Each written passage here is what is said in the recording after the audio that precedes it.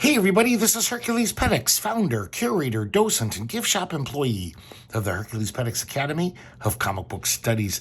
Today we're going to be looking at The Legion of Monsters #1 and Marvel Preview #8, featuring the Legion of Monsters.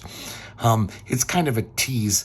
You'd like to think that this was some group of monsters combining their powers to fight some menace. And they're not, though. These are just anthology comics.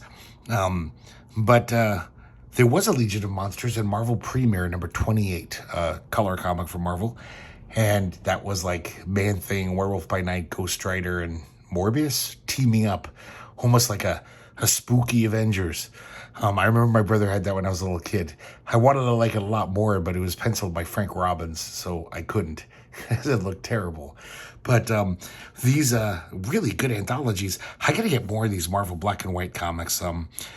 They had their heyday for just like 2 or 3 years, and then Marvel pretty much got rid of the bulk of them.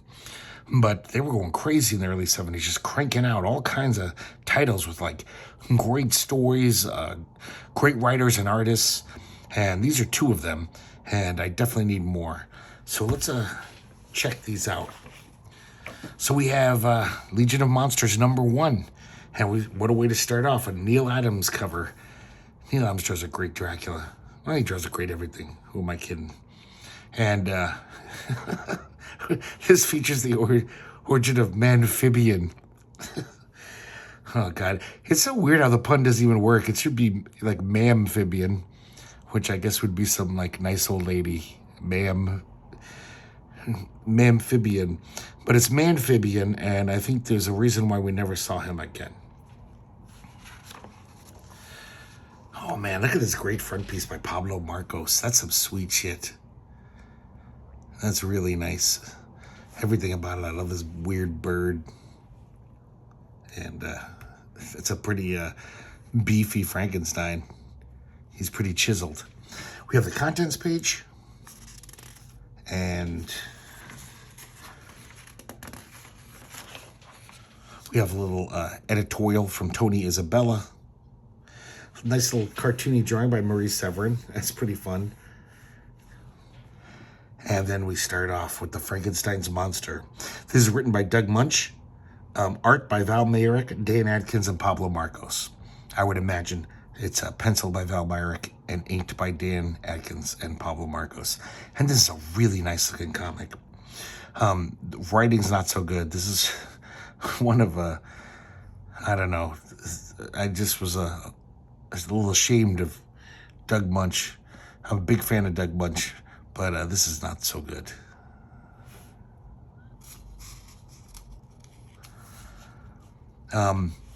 Just some really nice drawing.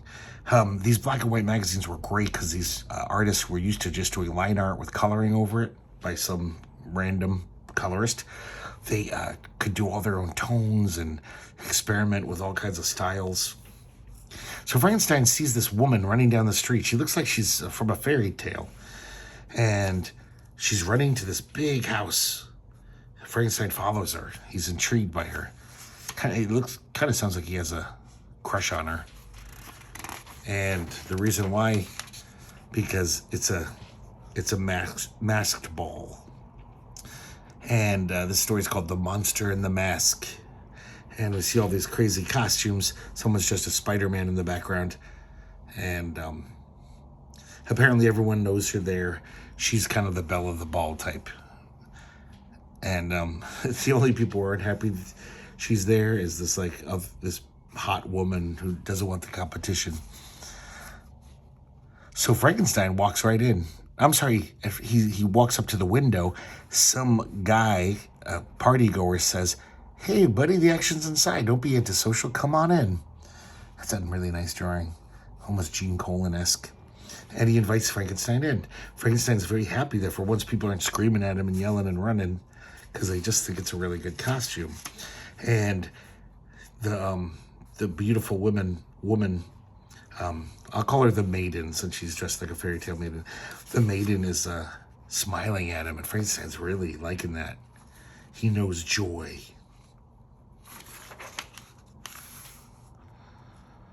Really nice art, man. So this dude dressed as a werewolf attacks him, like just playfully. It's it just seems like Frankenstein would have ripped his arm off.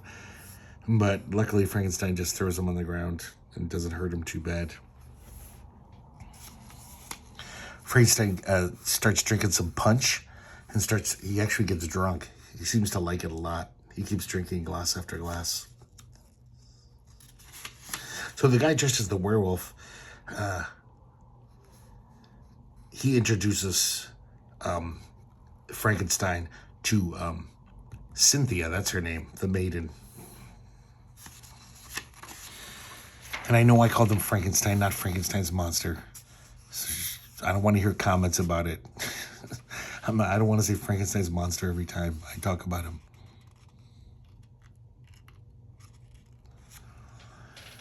And so he actually dances with Cynthia, and he is just on cloud nine. And of course, he's very clumsy. He falls down, and Cynthia kind of ditches him.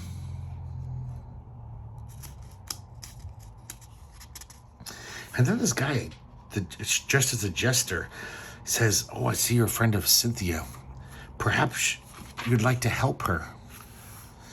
Don't tell anyone, but Cynthia's in danger of being murdered tonight. A lot of people would stand a lot to gain if she died."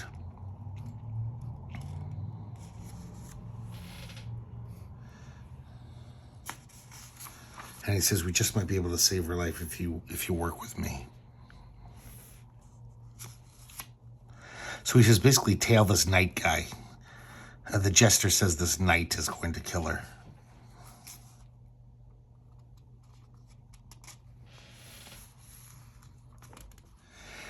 The jester says that's her husband. So finally, the knight turns around and says, "What? You've been 3 feet behind me the whole night. What the fuck's going on?" And then his wife shows up. It's not Cynthia. It's the opposite of Cynthia. And Frankenstein's like, "Wait a second, something's up."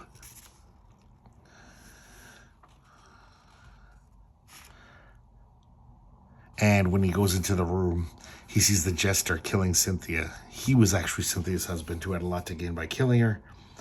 And that's why he told Frankenstein to tail the knight, just to keep him occupied. He throws the bloody sword and runs away. So everyone shows up and thinks Frankenstein's responsible. He has to pull a Frankenstein monster and go crazy on everyone. So this is almost Wrightson-esque. Some nice stuff. I mean, Val Mayerick is no Bernie Wrightson, but then again, who is? So the jester's trying to escape in his car. Frankenstein throws a stone gargoyle and smashes half the sedan. The jester tries to shoot him. Frankenstein kills him and then walks off. And he's very sad.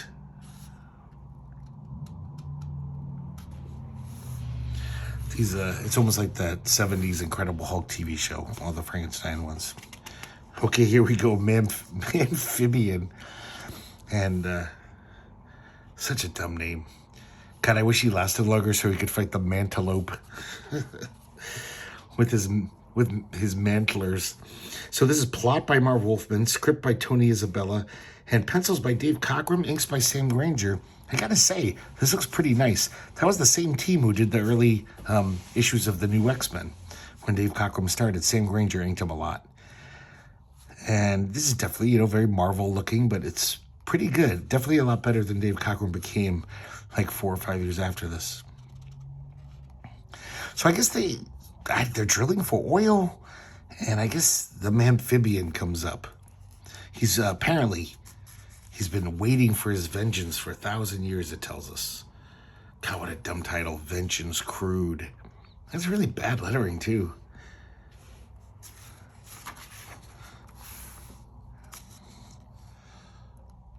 But then we cut away to the guy who owns the oil company, and him and his wife have a horrible relationship. She basically leaves him. And as the chauffeur's driving her to the airport, they run into the amphibian. It's hard to say without saying ma'am. Amphibian. And the chauffeur gets killed by this amphibian.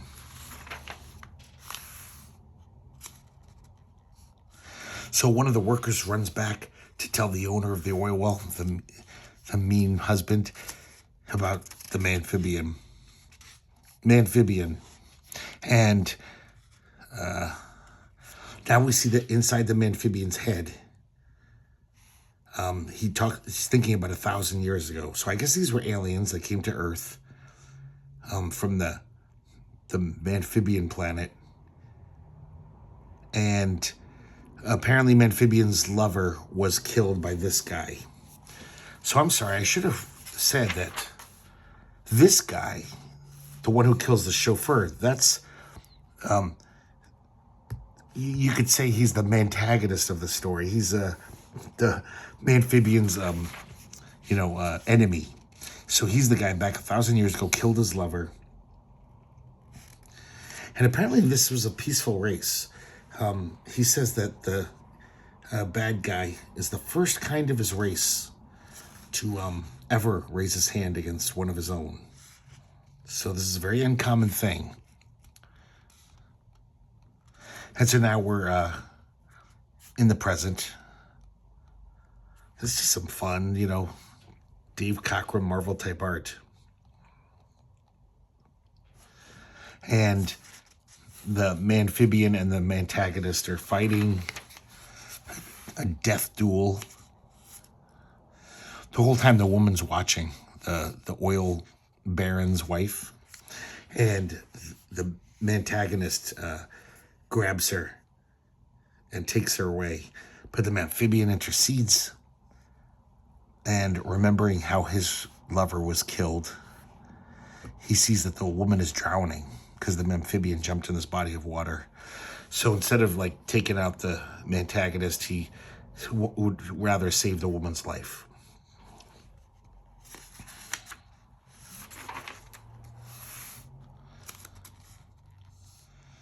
And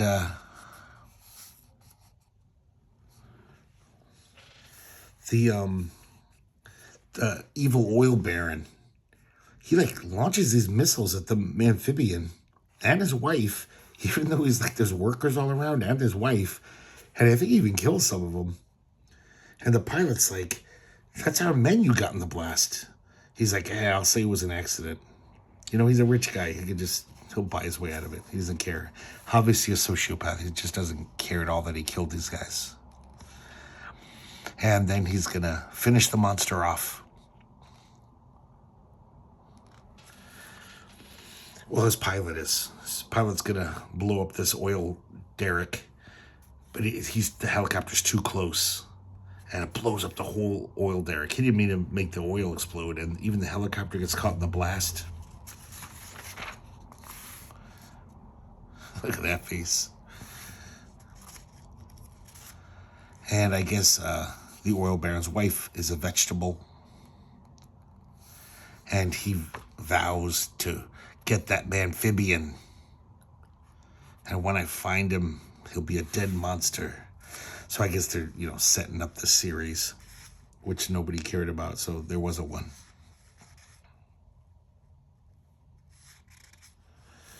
Very dumb. I guess these guys are ancillary characters. Oh, God, I'll stop with the puns. They just they gave me no choice. So here we have the Legion Report, which is Don and Maggie Thompson of Comics Buyer's Guide fame, just doing a little article about all the horror movies coming out soon. Has a Sandy Plunkett illustration. This is some of the earliest Sandy Plunkett I bet that's been published, 75. Big fan of Sandy Plunkett, even though probably nobody knows who he is. He probably did 18 pages of comics in his whole career and a few pinups and covers. It's very sad. One of the best artists of the 70s. Yeah, this is pretty boring. Oh, guys, this was such a treat. This is a total surprise. So, excuse me. So this is The Flies. Script by Jerry Conway. Art and plot, Paul Kirchner and Ralph Reese. So these guys were probably, working with Wallywood at the time, helping him out while he was training him, kind of. This is one of the earliest things Paul Kirchner's ever did. I'm pretty damn sure. Ralph Race had been around for a few years, but didn't do much. I'm assuming Ralph Race inked this, because this is pretty crude. Ralph Race, even in the early 70s, was pretty fucking good. Paul Kirchner, who, if you've seen this channel, I'm a huge fan of, he's not very good here. Look at these goofy looking faces on these guys. And basically we see these kids hanging out. And one of them is pulling the wings off flies. His name's Pee-wee. He's this fat kid.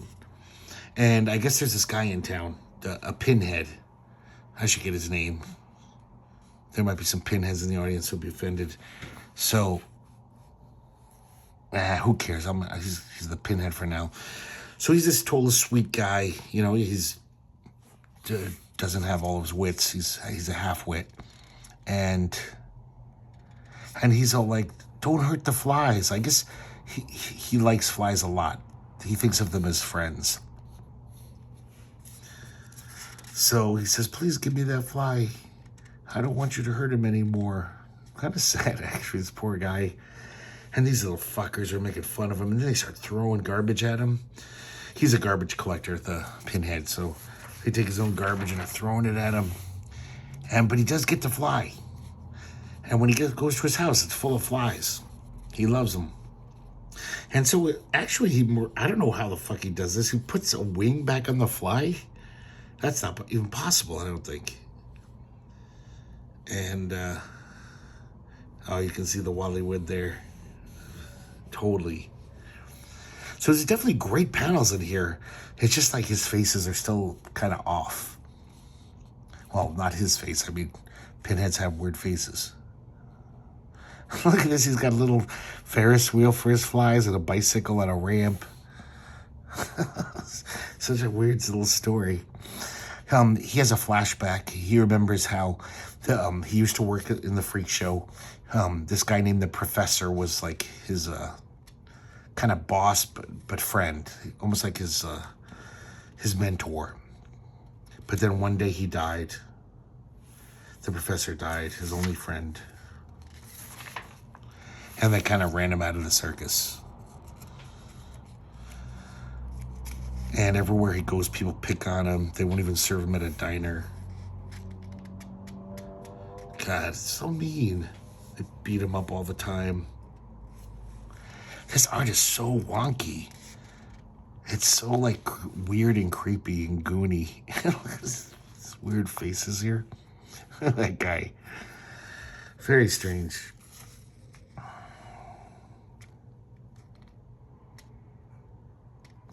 And so these mean guys come up to him and they're, kind of like, they're talking friendly to him, making him think that they're nice, but they're not. They're picking on him. He doesn't get it. He just thinks, oh, they're talking to me. Meanwhile, Pee-wee sneaks into the pinhead's house with all his flies. So when the pinhead gets home, the fucking Pee-wees rip the wings off of almost every fly there. It's just a horrible, horrible scene going on. Look at Paul Kirchner's definitely, though, he's got his craft sense with all this zipper tone type thing or whatever you call that. And some of these panels look great. He's already on his way. And Pee-wee just laughs at him when the pinhead says, why are you hurting them? He never hurt anybody. And he goes up to Pee-wee and he rips his arms off. I did want to mention this weird thing. For some reason, hurt. Every time they use the word hurt, which they do a lot in this comic, it's spelled H-I-R-T. And I was like, there's dialect word balloons, right? But it doesn't, you wouldn't say that any differently. I really think that someone didn't know how to spell hurt. Because it would just be hurt anyway. It would be like an accent. And of course, we see the next day, the police come to visit the pinhead because that kid's missing. Pee-wee's missing. And he says, the pinhead says, Pee-wee got hurt, but Chuckles fixed him. Chuckles knows how to fix things, just like he fixes flies. Such a dumb ending. Where did he get giant fly wings? And why would he attach them to Pee-wee? So silly, but kind of horrifying because it's so idiotic. That would be a horrifying thing to see if you walked into this shack, but just dumb. But overall, I really like this story. It's just so different and weird, and that goes a long way. I guess this is going to be a regular feature in Legion of Monsters. Monster Madness by Stu Schwartzberg, the old gag cartoonist, and I think Stu Schwartzberg did like Archie type comics. Maybe even did Archie. Things are pretty goofy. You know. I kind of like this one, Grove Street Boys Club, no girls allowed. And all these girls have flamethrowers and are killing all the boys inside. That's not like monstrous, it's just horrifying. Well, it is monstrous, but there's no monsters. This Benihana type chef chops off this guy's arms at the table. It's not really funny, but it's kind of okay. Maybe I do like these comics. So here was the second part of an adaptation of Bram Stoker's Dracula. This was by Roy Thomas and Dick Giordano. The first chapter appeared in some other magazine. Then that magazine got canceled, so the second chapter was in here. I don't know if I mentioned it yet, but this is the only issue of Legion of Monsters, so that got canceled. And so I don't know where the rest appeared. I know there was a graphic novel collection of all of these, so they were finished. And I've never seen such a long recap in my life. This is all a recap of the first chapter, which is only like, I don't know, 20 pages at most. But as you can already see, this is some of the best Dick Giordano art I've ever seen, by far. This is some really good stuff. So this is just recounting the first chapter from the Bram Stoker novel. These pages are printed out of order. I don't know why I mentioned that, since I'm not really going to go into it. But here we have chapter 7. Okay, sorry. I guess there were 6 other chapters. Death Be Thou Proud. What a stupid title. Fucking Roy Thomas. Always doing titles like that. Semi-Shakespearean or biblical sounding. So this is just adapting Bram Stoker's Dracula. And see, some of this stuff is really nice. Look at that face there. That's great. I've never seen Dick Giordano be this good. Then again, he doesn't get to pencil often. But then unfortunately, he can't. It's not consistent. Like, that's whatever. It's not so great. But for the most part, I was very impressed with this. And as far as I could tell, I've never read Dracula, but this seems like a very, reverent adaptation.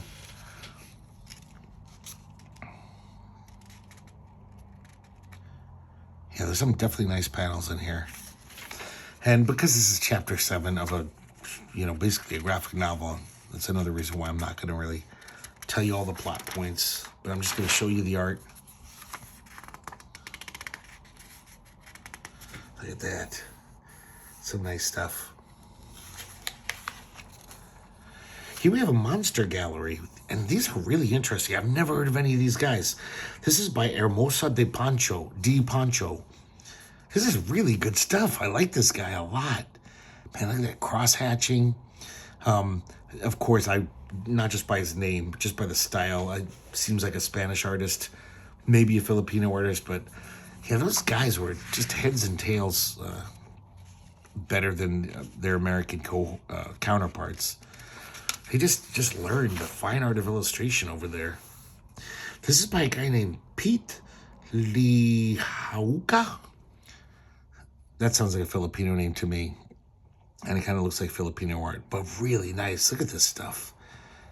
This is amazing. It looks like a movie poster for some bizarro movie. I guess I could look these guys up, but I'll probably never see them again.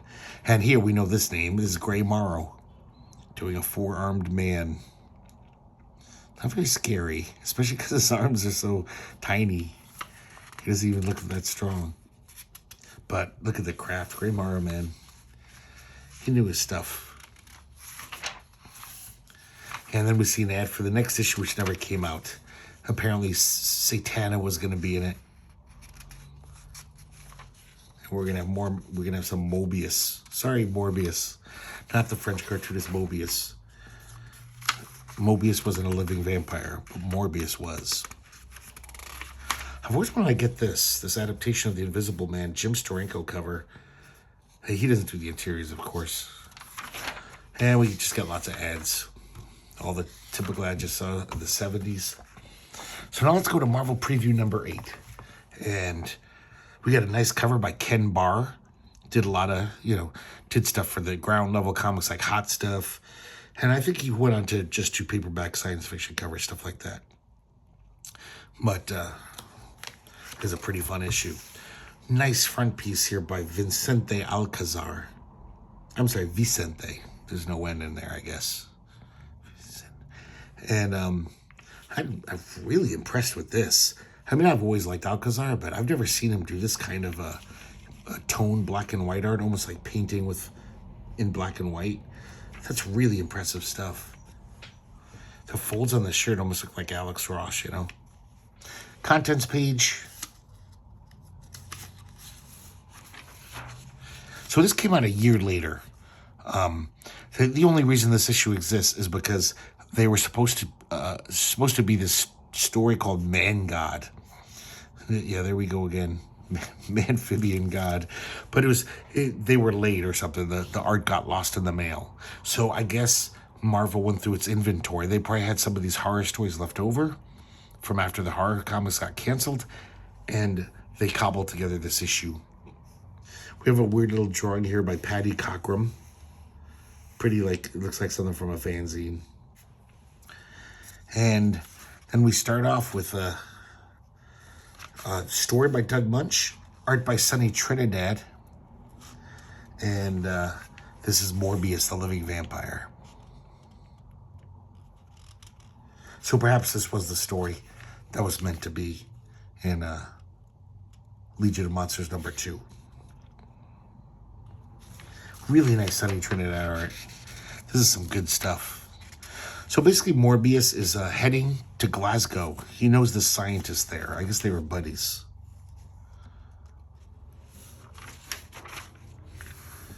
And also, just coincidentally, in that area where the scientist lives in his castle, someone's been killing people. Almost like the Hound of the Baskervilles. Some creature. People are being found ripped apart as if an animal, killed them. For all of his chops, Sonny Trinidad draws a really shitty dog. Look how bad this dog is. I don't know what's I've never seen a dog that looks like that. But man, this art is pretty nice. Sonny Trinidad's pretty much a master. It's not like my favorite style in the world, but man, just his simple style. He just knows how to draw. All the great effects he does, trying to do fog and just some really nice stuff. So here we see this guy and the dog. The dog and the guy get killed by this monster. We don't see it, of course. But we do see it through the mist. Once again, I love that. Just with a few scratchy lines, he totally makes it look like he's fog enshrouded. That's some good craft going on here.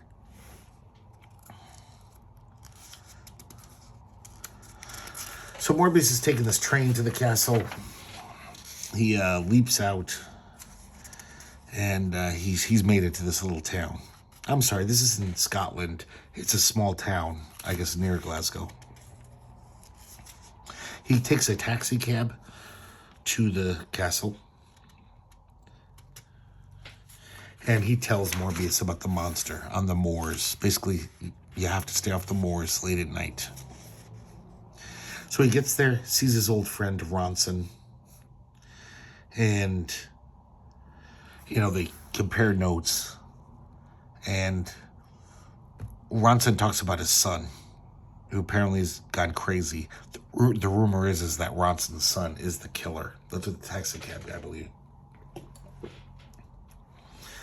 And Morbius is like, well, Yeah, I'm sorry about your son, but when you have time, do you think you could help me with this thing? I want to be human again. I don't want to be a living vampire. So he also has a daughter named Mary, and he doesn't like her around because he's got his unholy thirst. I don't know if you guys know about Morbius, but he has the same urges of a vampire and hungers, but he's a moral guy. He doesn't want to kill innocent people at all. He's very tortured, and that's why he wants a cure so badly. One night, Morbius goes down to the cellar and he sees the son, who's chained up in a cell. And he's ranting about how his father is the monster of the moors. It's not me. And Morbius just thinks he's crazy. When he goes upstairs, he sees Ronson shooting up drugs. And he tells him it's for his heart. It's a pretty weird Morbius face there.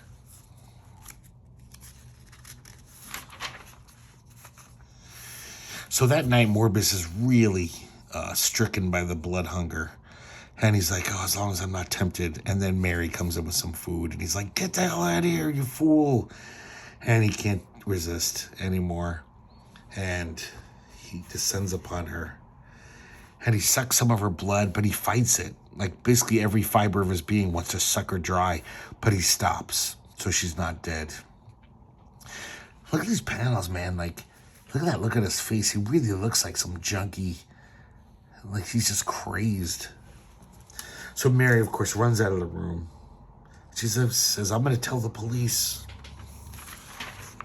And in her haste, she runs out onto the moors, even though everyone knows you're not supposed to run in the moors after the sun has fallen.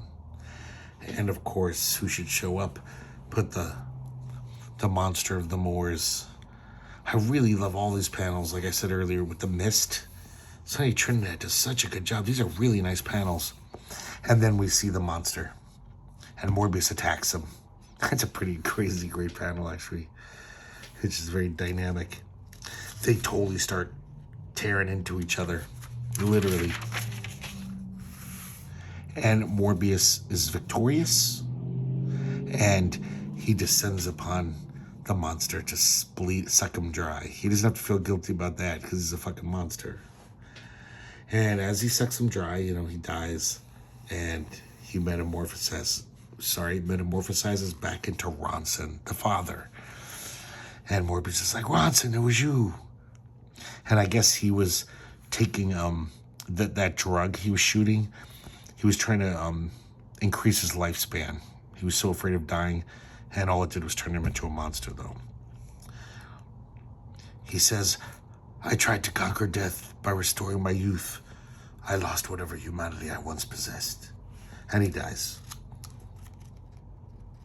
And Morbius just walks off and tells Mary to go home and free her brother from madness.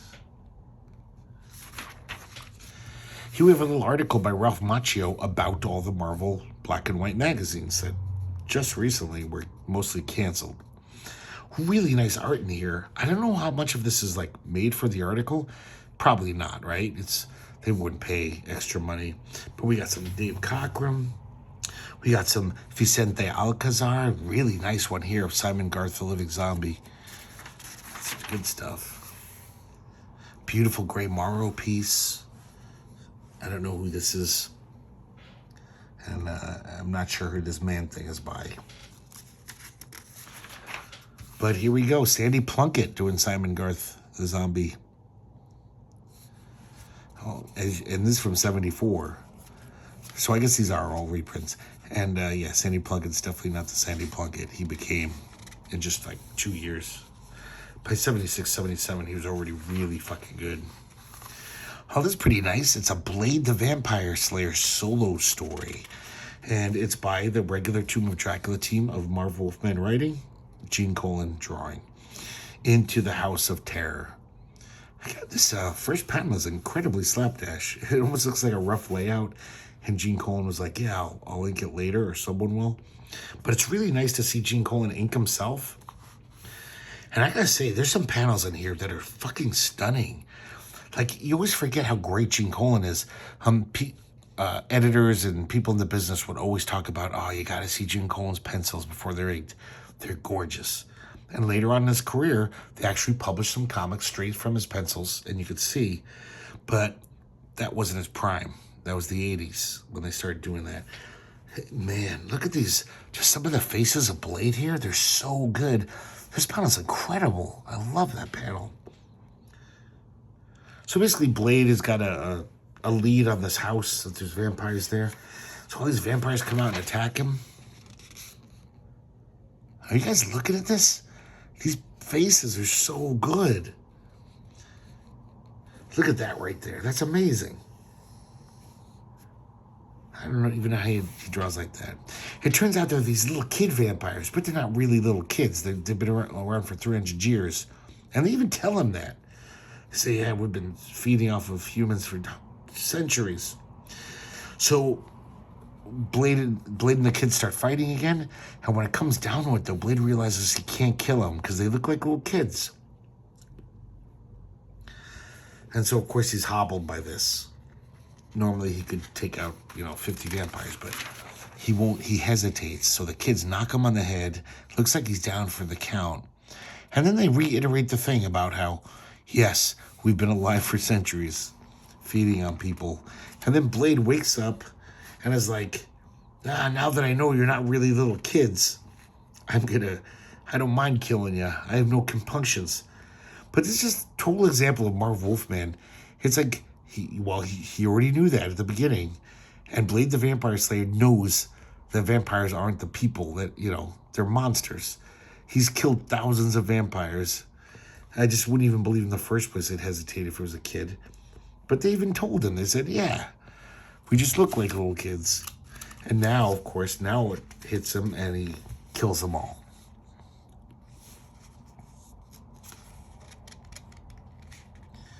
But God, this is some of the best Gene Colan I've ever seen. So nice. I don't know, what do they call this? Like wash, maybe? Ink wash? Whatever it is, it's fucking great. So we have a story, The Reality Manipulators.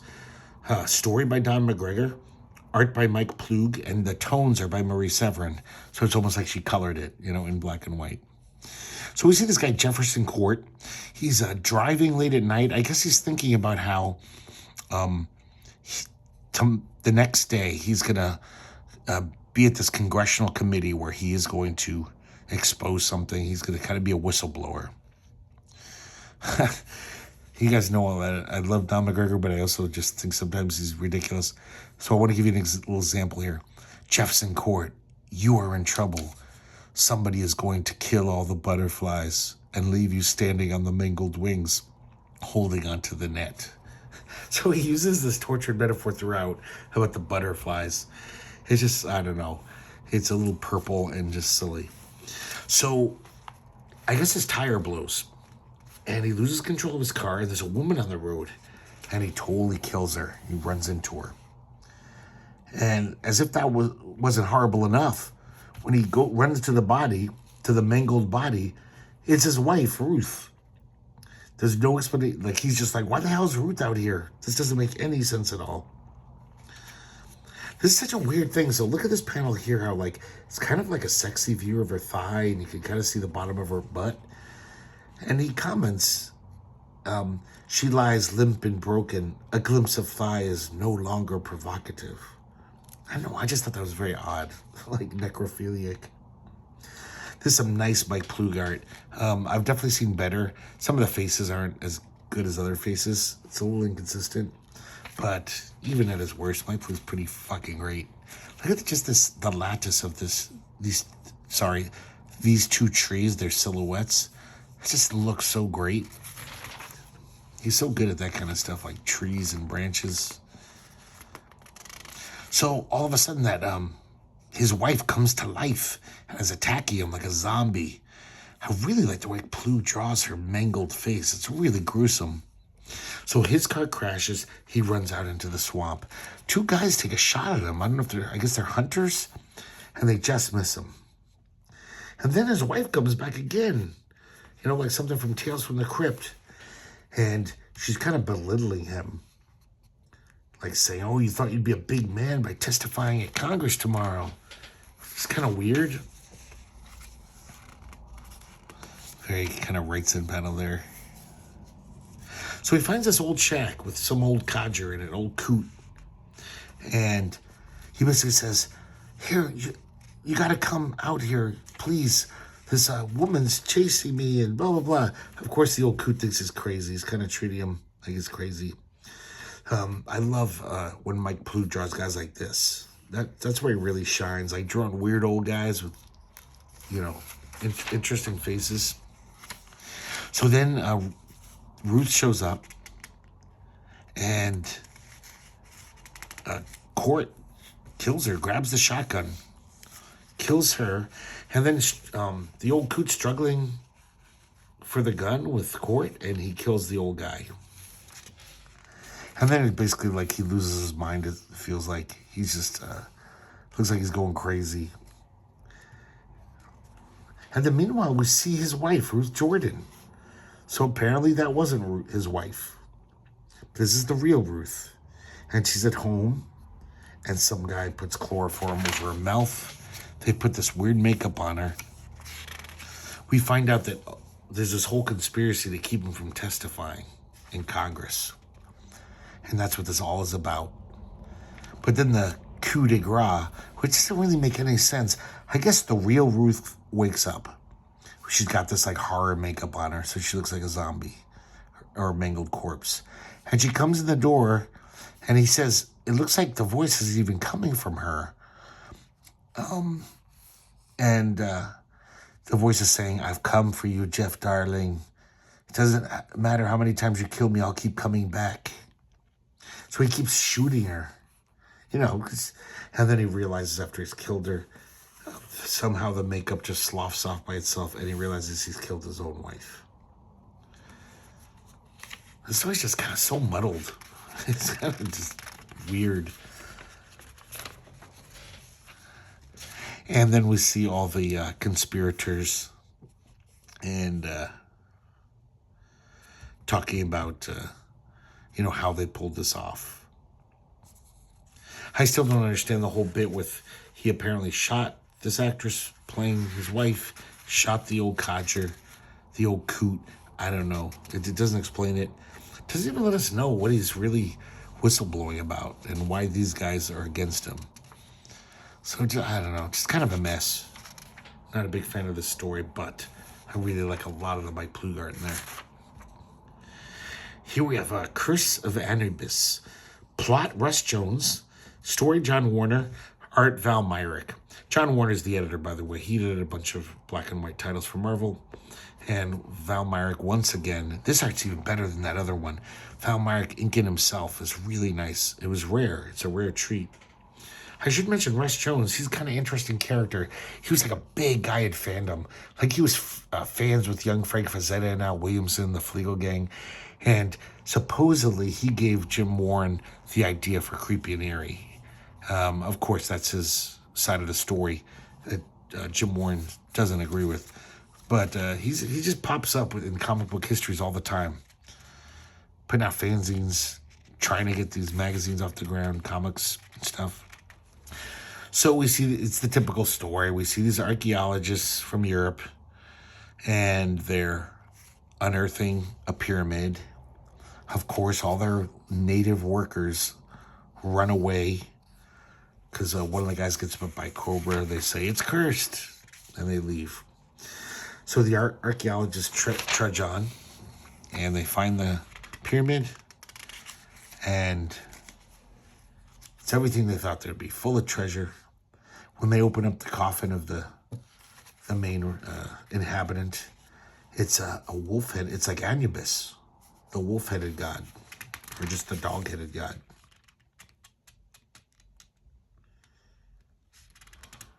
So one of the guys reaches in, and he kind of, he just thinks he was clumsy, and he scratched his hand on the teeth of Anubis.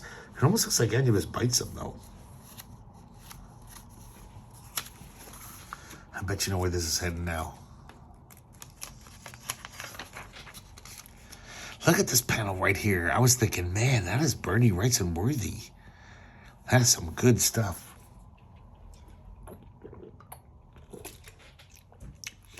Lots of nice panels in this. Yeah, Val Mayerick definitely should have inked himself more. So that night, before they head back, actually these guys are English, so before they head back to England, one of them gets killed by this werewolf type guy. And so they leave, they bury their buddy and they leave. On the ship home to England, the other two guys, they get killed by the werewolf as well. Another nice panel there. And this guy, Reginald Thompson, the surviving member, he can't figure it out. I guess he has no clue that he's a werewolf. So he gets to his castle in someplace in England. He's studying these hieroglyphics from the tomb. I guess the museum said he could take them home to study them.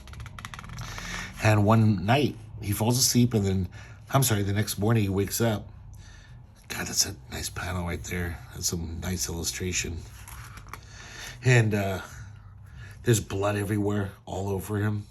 His all of the priceless artifacts in his room are strewn about.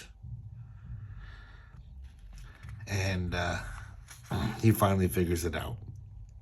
He realizes that he's a werewolf and that Anubis's bite infected him. Sorry to keep saying this. Another fucking beautiful panel. So what he decides to do, he basically takes poison. He figures, okay, I'll kill myself, and then that'll be an end of Anubis. He won't be able to come to Earth anymore, materialize through me. Look at this panel here, how interesting this is. Completely un-Val Mayerick like, not all the little lines. If anything, it has that weird technique that Alex Nino does all the time. I swear to God, Alex Nino might have been visiting Val Mayerick and doing this for him. That is so... And nobody else does this kind of stuff except Alex Nino. Okay, so he takes the poison and he dies. And then somehow, I read this 3 times, I don't understand it. But apparently, him killing himself frees Anubis, and he's resurrected now. Doesn't make any sense. Then again, an ancient Egyptian god doesn't make sense. You've come out of life, so sorry. Man, look at him. That's pretty gnarly. Thompson is completely desiccated here. I guess Anubis just burned him up, making himself, manifesting himself. Really nice panel, though. I just don't really get this ending at all. You could say it's climactic. We have a letter page talking about the Satana issue. They had the issue before. And it sounds pretty dopey.